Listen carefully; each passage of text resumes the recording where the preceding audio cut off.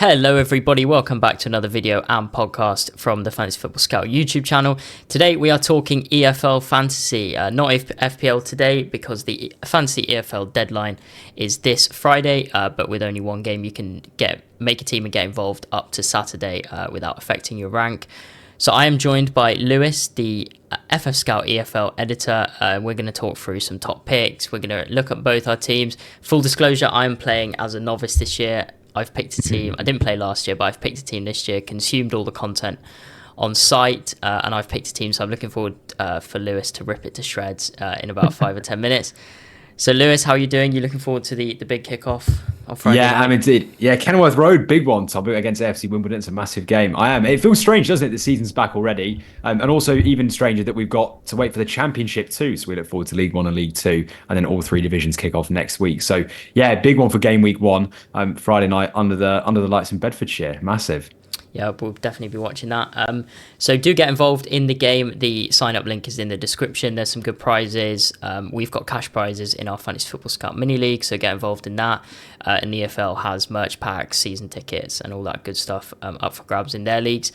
And yeah, we will get into Lewis's team reveal first. I must say, Lewis, I listened to your podcast with Chris, the How to Play podcast, and that was...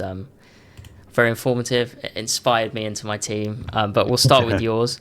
So yeah, Josh Keeley in goal for Luton Town. We've got Albert Adoma for Warsaw, which we'll get on to. Crew Alexandra's Mickey Dimitri. We've got midfield 3 of Doncaster Rovers, Luke Molyneux. Stockport County's Ollie Norwood, and Barnsley's Davis Keeley Dunn. And then up front, I've gone with Aaron Collins for MK Dons to start. Nice. And then your two clubs are Luton and Cardiff. So just for those new to the game, you pick 7 players every week, like a free hit in FPL, and you pick 2 teams and you get points based off if they win, draw, or score goals. So Lewis, my first question, having listened to your How to Play podcast, is why is there not 3 defenders? Yeah. Well, do you know what, Tom? Actually, I think this year the excitement around the sort of the new points scoring potentially with midfielders, the fact that every shot on target now for midfielders and forwards is worth an extra point. Obviously, we've still got interception points in midfielders worth +2. I'm sort of experimenting it. I'm calling it a trial week effectively to see how some of them get on. That's the way that I'm sort of looking at it. I'm also expecting there to actually be not necessarily a lack of clean sheets, but I actually think that there's going to be lots of goals. I think there are lots of top teams that are facing each other, teams that are going to be some big score lines, I think is the easiest way of saying it. So my thought was to go for a 2-3-1 at present, but I've certainly toyed. I will either go for a 3-2-1 or a 2-3-1. I won't be going for 2 strikers, I don't think, unfortunately. Yeah, let's kick off with the striker Collins playing against Oldham, who came up from the National League, if I'm correct, last year. He was playing. He was playing at Bolton Wanderers. He was playing at Bolton, and he's dropped down a division actually the other way. He was signed for a decent amount of cash on an undisclosed fee from reports. Obviously, 19 goal contributions in 45 last year for the Trotters. So he's done well in pre-season. I mean, his numbers have been really good. 30% ownership. So he's looked really decent, and I think understandably so. MK Dons are favoured to do really well in League Two. I always feel a bit torn when I pick sort of more templatey picks, if you want to refer to those players as that, to start the season. But he certainly is a striker that I'm expecting to start the season well. Oldham, I think, will do well coming up from the National League, but I think MK Dons opening day, even if they don't win, it's about goals at the end of the day. So I think he'll score. Yeah, and you get points for shots on targets, right? That's correct. Yeah, every shot on target. So if he's taking 2, 3, 4, plus we're saying if we're going to guess at least 75 minutes, we're looking at maybe upwards of at least 2-4 points at a push, which is a lot more than last season's 1 or 2, which happened more often than I'd like to say in my team. So yeah, that'd be a good start. And obviously every goal is worth 5 for a striker, so that'd be fantastic. Yeah, nice. Were there any other strikers that were close to making the cut? Yeah, there were actually a few. Yusuf Salic at Cardiff City was another one. I know he's in your team, so we can. I'll save some of my thoughts for him. He was certainly sort of on the cards as well. There are 1 or 2 other names potentially, but I think the standout for me at the moment is Collins. Yeah, nice. And then moving into midfield, so Luke Molyneux is a player that I've seen everywhere because as someone new to the game, reading about the best players, the top picks, he was by all accounts amazing last year. He has moved up a league this year though. So I guess that could potentially dampen him slightly, but you've got him in and captained him. Yeah, I mean, he was the first name on the team sheet. Everyone was excited to see whether they kept him as a midfielder or effectively moved him as a forward. He is playing on the wing for Donny. 30 goal contributions in League Two speak for themselves. It was just ridiculous numbers. And facing Exeter, I think opening day at the Eco Power Stadium at home. I think it's a great opening day fixture. I'm not. I don't think necessarily it'll be an absolute goal fest for Donny, but if anyone is going to score for them, it's going to be Molineux. And 94 key passes, 39 shots on target as well, kind of goes back to what we were saying. So yeah, he's got the armband at the moment. So we'll wait and see if I stick with that or twist. Yeah, and all those extra points you just mentioned there, like all the kind of like DEFCONs in FPL, do you want to just quickly talk through those? Yeah, so as we mentioned earlier, interceptions are worth they're worth 2 points for every one. Key passes are also worth 2 points. Sorry, 1 point for every two key passes.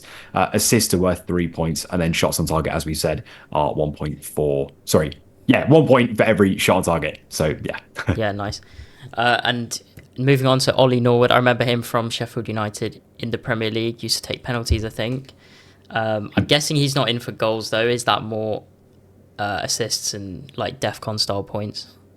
yeah. I mean, really, to be honest, he's a set piece man for them. 4 goals, 6 assists last year, so he's on all set pieces. I'd be expecting him to pick up some points. They did actually beat Bolton last year 5-0, so that's something to note. I think Norwood actually did get on the score sheet. 40 interceptions, 79 key passes. He's not necessarily a midfielder you'd expect to break forward a lot and take shots on target. I mean, he only had 11 last season, but set pieces is always appealing. And I actually think that Stockport will start the season well, so I think they might start off with a win. And if they're going to get goals, they're going to be through Norwood in some capacity. So that's why I went for their middle man. Yeah, and then your final midfielder. Yeah, Davis Killier-Dunn. I mean, this was one that the third midfielder slot I have spent hours toying over and trying to work out. And at the moment it's on him, but we'll wait and see. The obvious thing about this is just 26 goal contributions in 45 across two clubs last season. The fact that he's a midfielder playing up front, I'm not sure you can get much better than that, really. The shots on target method is again where this comes in with 43 shots on target last season for Barnsley and Mansfield.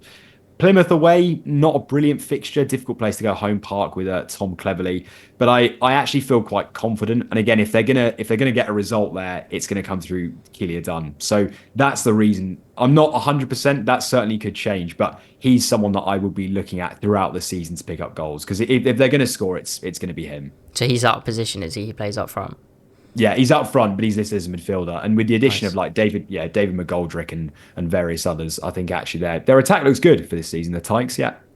Nice. Before we do the defence and the keeper, let's talk about clubs. So you've picked Luton and Cardiff. You have to pick two clubs every week. 7 players, 2 clubs, making up 72. As that's how many EFL clubs there are. What are your strategies for picking clubs? Because obviously you get more points for away wins, and you're limited in the amount of times you can pick a team. So I see you've gone for Luton, who I guess is like that's the big favourites this round to get a win, but you're using up a Luton slot early doors. Yeah, that's right. I mean, to be honest, I think one of the other reasons too is it's opening night as well, isn't it? It makes it a bit more fun, a bit more tension on the line, particularly when I back them and they lose. That'll make it even worse. No, I'm expecting them to win. I think that they're tipped heavily for promotion under Matt Bloomfield. Lots of incomings and outgoings. So, the squad's seen quite a bit of change, but even still, I expect them to do really well in League One and probably bounce straight back up via the playoffs or the automatics. I don't think it's going to be a goal fest. I think it might be a bit of a low scoring game, but any points are points. And I actually found last season that there were quite a few clubs that I kept saying I would pick them, and I actually didn't ever pick them and ended up having too many slots towards the end of the season. So I decided to sort of go early. But I'm confident, I'm almost certain I will be backing Luton for sure as one. Yeah, and then Cardiff, you've gone for home to Peterborough. You're not tempted to find an away team? Yeah, I am actually. There are a few away clubs that, I know we can get onto yours that I'm intrigued by. Even Swindon potentially away at Walsall, I think. Walsall losing loads of key assets. But at the moment, I'm sticking with Cardiff under Brian Barry Murphy. I'm not entirely, I'm not entirely convinced they won't concede. So I'm not sure how I feel.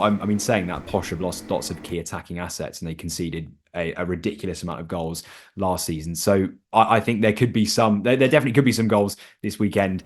But even still, I'm confident that they will win, even though they didn't do well last season. I think Barry Murphy is going to have them playing a different style of football. But it's always the half 12 kickoff is always nervy, especially if your two teams then don't do well. You're sort of waiting on the other results. Yeah, So we'll wait. you're done by Saturday 3 o'clock.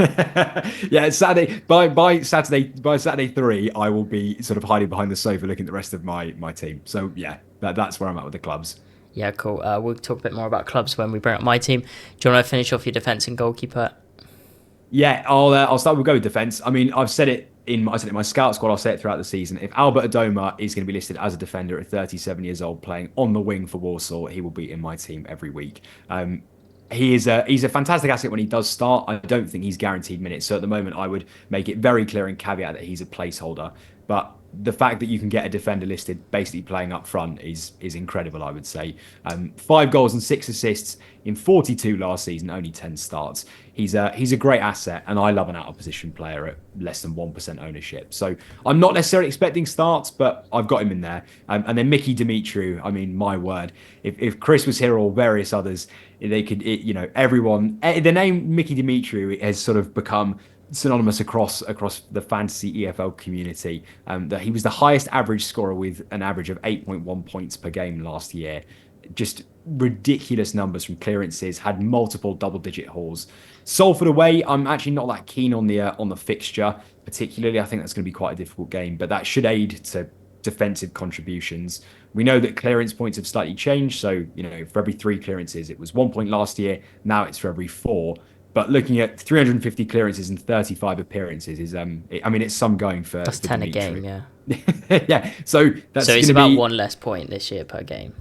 Yes, that's right. So you're still looking at a really high average, I would say, and he always offers a goal threat too. So at the moment, I think it would be wrong of me to leave out Dimitri when he performed so well for me so consistently last season.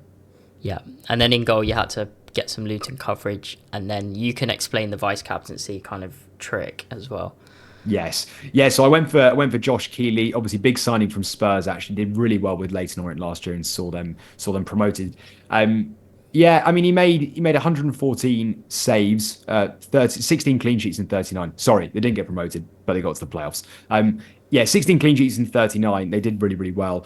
I actually do think there's going to be a clean sheet on the opening night. I quite like Mark McGuinness and various other defenders for Luton, but I think having Keeley in there is it feels like a bit of a safe option. I think he'll be banking a clean sheet. So that was why. Would love an opening night asset. Yeah, makes sense. And then do you want to explain why he's your vice captain? Yes. So actually, if it turns out that if he ends up potentially saving a penalty, which is now worth more points, or even scoring, if Keeley for whatever reason was to score, then what I would probably do is I would change my captaincy to a player that wasn't playing. So I would most likely take out one of my forwards. I'd take out Aaron Collins and put in someone that was not playing, and then Josh Keeley would then become captain, so his points would be doubled. So technically, I am playing the vice captaincy trick, but whether it pays off or not, only time will tell. Cool, so that's a good strategy there. So get a vice captain player early doors. So just to clarify, you can change players up until their match kicks off, right? Yeah, that's right. So you can make unlimited changes, and to clubs as well. So no one is locked in. It's only as soon as the first whistle goes, your players are then locked in. So Saturday 2 o'clock, you can look at team sheets and make swaps, and then if there was a game next Monday, you could take out a player that hasn't played. That's it. I mean, if you were at 2:59:59 and you were desperate to throw in a different name, then you can do it. It's just until that first whistle goes that you're not able to. So it just means to keep an eye on team sheets and strategize that as well, because I think that's really important to make sure that you've got near enough players that are going to be playing 90 minutes. Yeah, cool. Good stuff. So that's the expert team.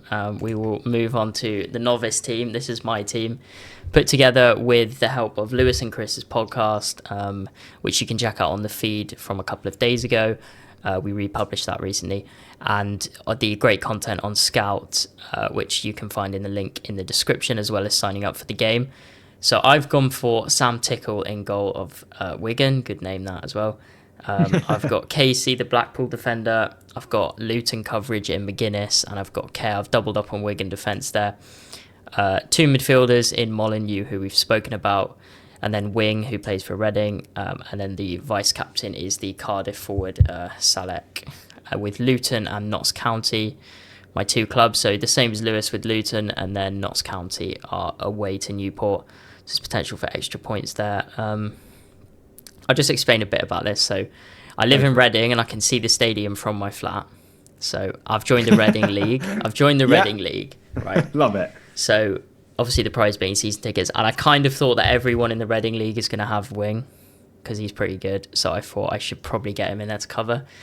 Do you think that's a bad call? I love this. That's firstly, I would say I love a reason for picking a player too, so I'm all for that.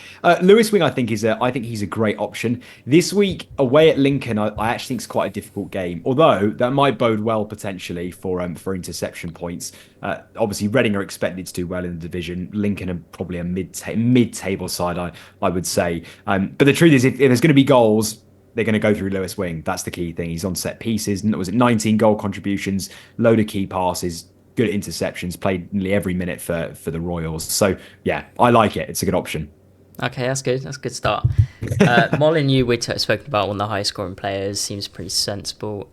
The striker, in your podcast with Chris, you were bigging up Callum Robinson as well. But I saw that he came on. They both scored in their most recent friendly, I think. But Robinson came off the bench. Do you think that's a good pick, or do you think minutes are quite hard to predict? No, by the sounds of it, there's some reports coming out of Wales that there might be an injury for Callum Robinson. So I think Salek actually will be nailed for minutes. I will be concerned if he's coming back and if he makes the bench. That would be a bit more of a concern for me. But we saw it in the Championship. We're going to see it in League One. Salek he's a fantastic player with those goal contributions. I'd be really surprised if he is rotated heavily because normally Murphy seems to just like one up front. So I think Salek's a really good option. Yeah, I also considering the Bromley striker, which is crazy because like you're getting all this knowledge. That's another reason to play the game, is just for the knowledge. But there's this Bromley striker who scores every week. You can tell me his name. Michael Cheek. Michael Cheek is the man, yeah. Yeah, he's good. Anyway, so yeah, I don't think there's anything wrong with that pick. But you haven't gone for him, obviously.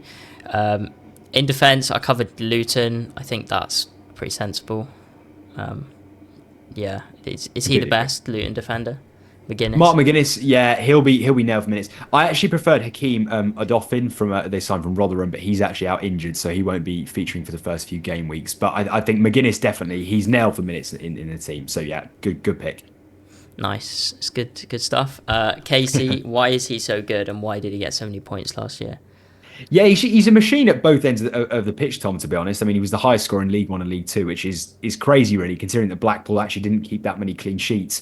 But for where they came in the table, I mean, 12 in 43 appearances for him. It's not fantastic necessarily, but yeah, he's just he was a clearance monster, picked up points, as I said.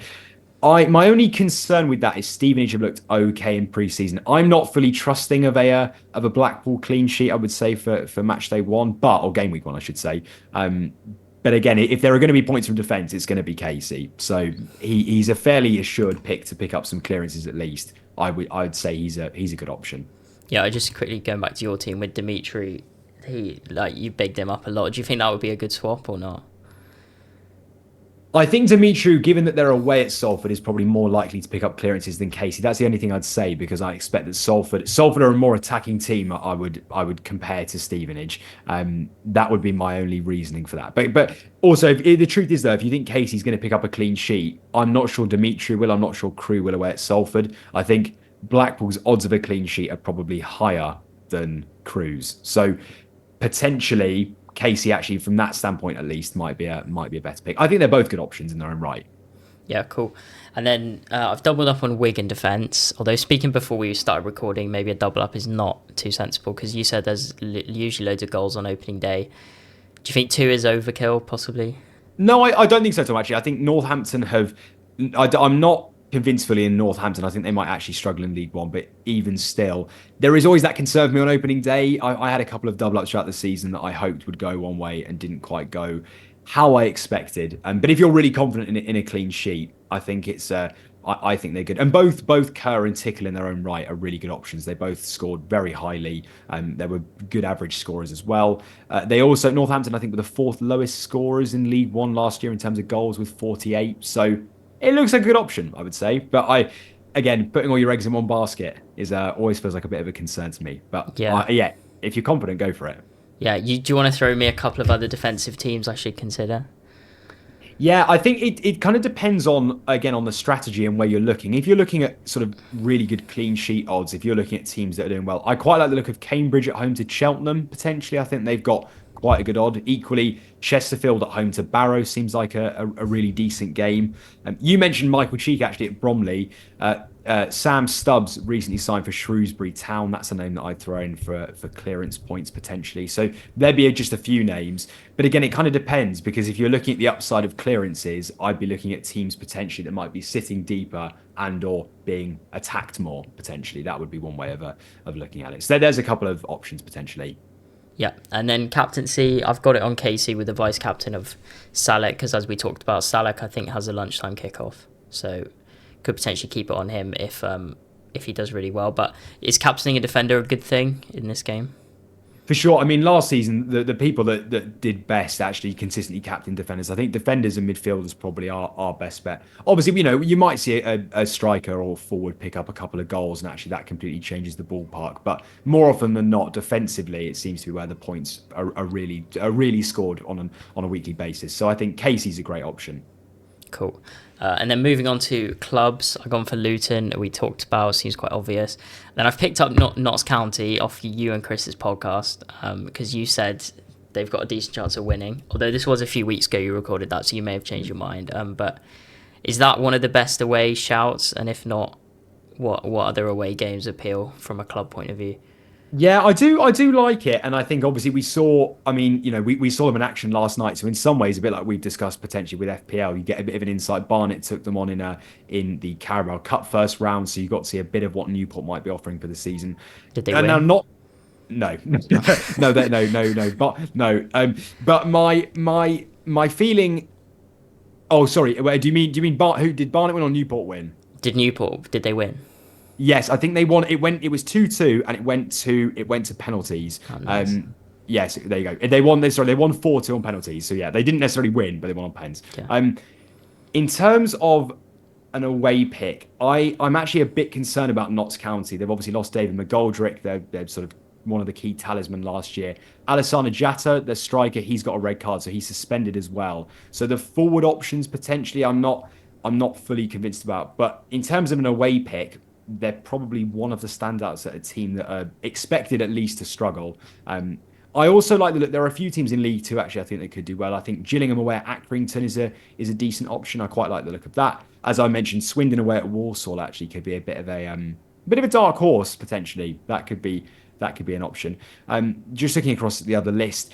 Other than that, I actually would be a bit concerned about most. And I think one thing we found last season was lots of people relied heavily on picking away teams, and actually more often than not it didn't necessarily go to plan. So don't be afraid of the home points, because although there's the upside of 15 points potentially for an away win, it has to be by over 4 goals. So and not conceding. So the odds of Notts County going away to Newport on the opening day and winning 4-0 or 4-0 plus, I should say, is totally your call. But I think I'll be looking at home clubs, I suspect, to start the season. Yeah, good stuff. So we'll leave that there. Thank you very much, Lewis, for revealing your latest draft, as it were. It'll probably change. I'm going to go away, make a few changes, written a few things down based off your advice. I'll be keeping my eyes glued to the website as well for some content before the Friday night deadline. But if you're watching this or listening to this after Friday, you can still get involved up until Saturday 3 o'clock really, to make it effective. So yeah, do create a team via the link in the description. Do like and subscribe to the channel. And Lewis, thank you very much.